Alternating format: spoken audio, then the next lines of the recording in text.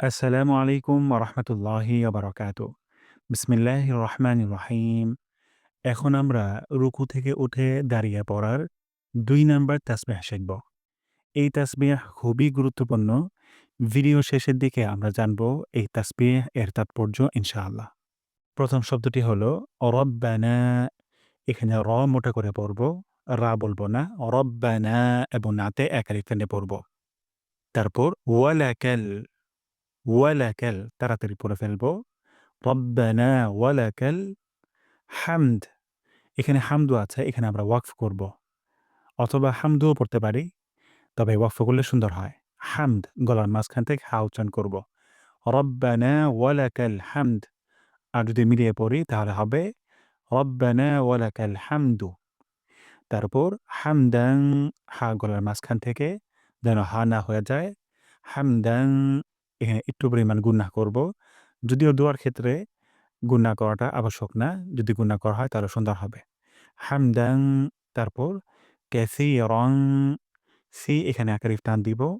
তারপর তয়্যিবান, এখানে মোটা করে পড়ব যেন তাইয়িবান না হয়ে যায়। তয়্যিবান, তয়্যিবান, তয়্যিবান। তারপর মুবারাকান, বা এখানে এক আলিফ টেনে পড়ব। মুবারাকান এবং কাং এখানে একটু গুনাহ করব। ফিহ, এখানে ৩ আলিফ টেনে পড়ব। ফিহ, মুবারাকান ফিহ।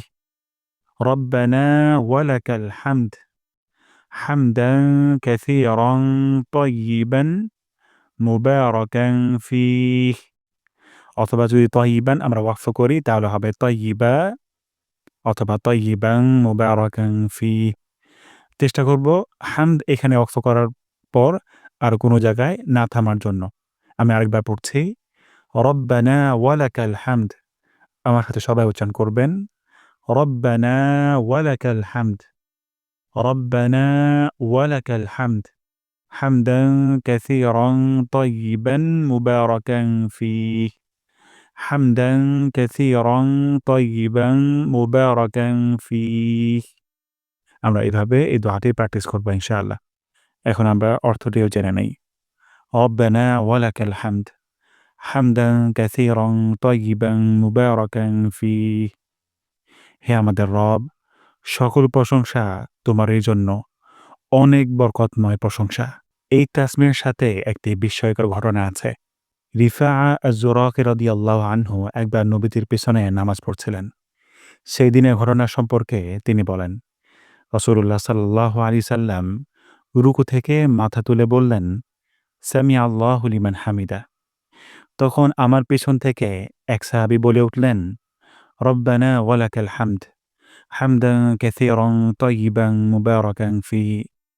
অর্থাৎ, হে আমাদের রব, সকল প্রশংসা তোমারই জন্য, অনেক উত্তম বরকতময় প্রশংসা। নামাজ শেষে রাসূলুল্লাহ সাল্লাল্লাহু আলাইহি সাল্লাম বললেন, এই কথাটি কে বলেছে? সেই সাহাবী বললেন, আমি। রাসূলুল্লাহ সাল্লাল্লাহু আলাইহি সাল্লাম বললেন, আমি ৩০ জনেরও অধিক ফেরেশতাকে এর সওয়াব লেখার জন্য ছুটে যেতে দেখেছি। সওয়াব লেখার জন্য এই যে ফেরেশতাদের প্রতিযোগিতা, এর বিশেষত্ব কি? এর বিশেষত্ব হলো সেই সাহাবী প্রতিটি বর্ণই অর্থ বুঝে সত্যিকার অর্থে মন থেকে বলেছিলেন। কাজেই আমরা যখন নামাজে দাঁড়াচ্ছি, দোয়া পড়ছি, তা কেবল অভ্যাসের কারণে হয়ে যাচ্ছে না তো? নামাজের সময় বলা দোয়াগুলো, কথাগুলো বুঝে পড়ছি তো? বুঝে বলছি তো? জাযাকুমুল্লাহ খায়রান সবাইকে।